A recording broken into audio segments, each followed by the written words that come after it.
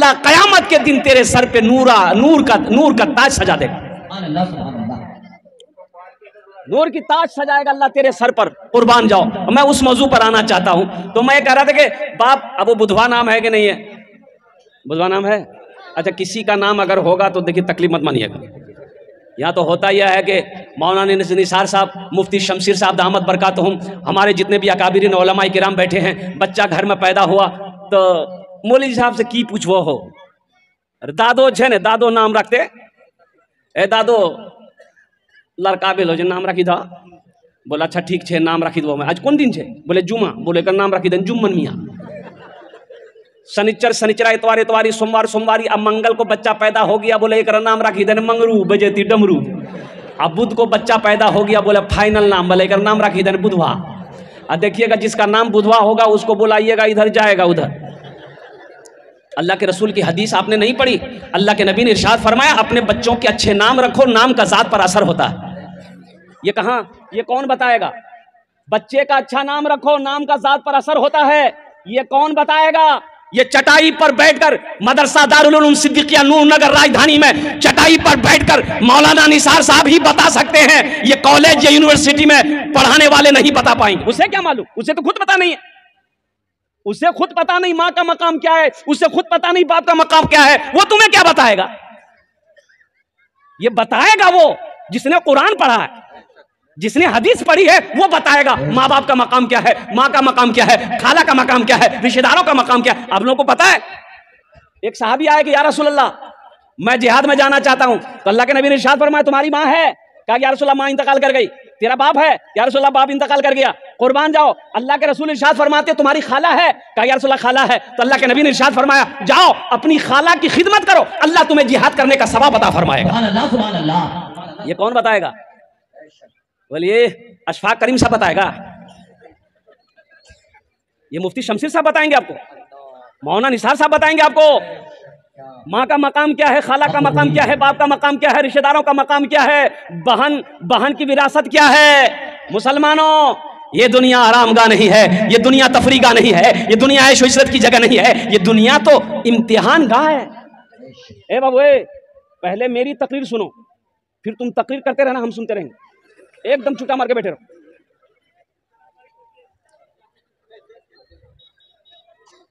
बाप के माल में बहन का हिस्सा है कि नहीं है? अरे बोलो भाई, है कि नहीं है?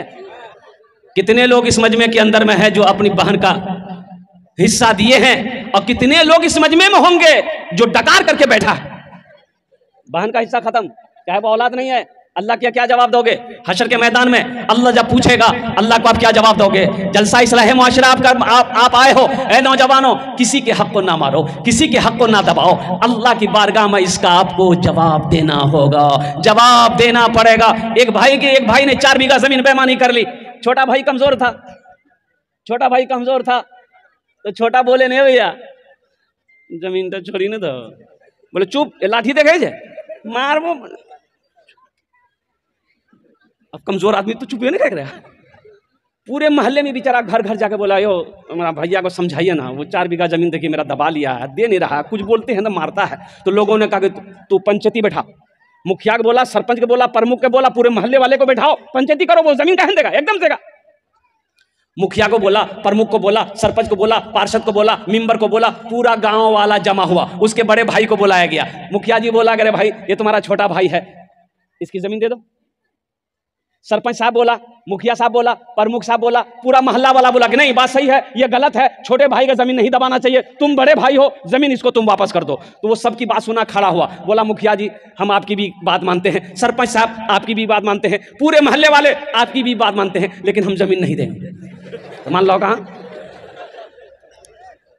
तो लोगों ने छोटे भाई को समझाया कि बाबू सब्र कर लो, नहीं देगा।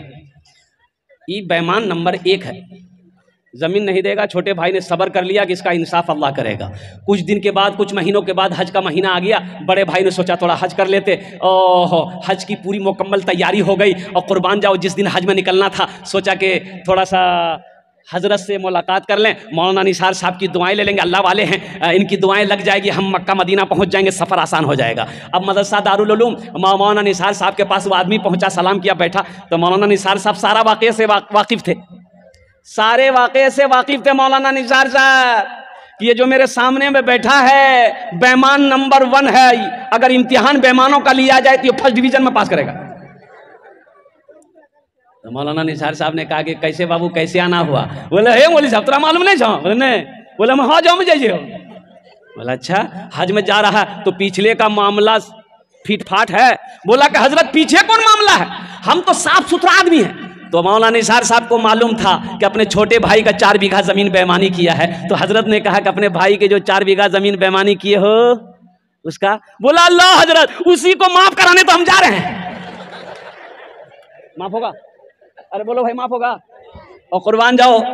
हजरत ने जवाब दिया कि नादान, अरे तू नादा क्या कहते नाकल है, एक हज नहीं तू 50 हज भी कर लेगा, अल्लाह तेरे हज को उस वक्त तक कबूल नहीं करेगा जब तक बेईमानी की हुई जमीन अपने छोटे भाई की वापस नहीं कर देगा। इसलिए मुसलमानों नौजवानों, ये दुनिया तफरी का नहीं है, ये दुनिया आराम का नहीं है, ये दुनिया ऐश व इशरत की जगह नहीं है, ये दुनिया इम्तिहान गाह है। यहां इम्तिहान दोगे, इसका रिजल्ट आखिरत में मेरा अल्लाह इनाम अता फरमाएगा, इसका रिजल्ट सुनाया जाएगा, इसका इनाम होगा जन्नतुल फिरदौस।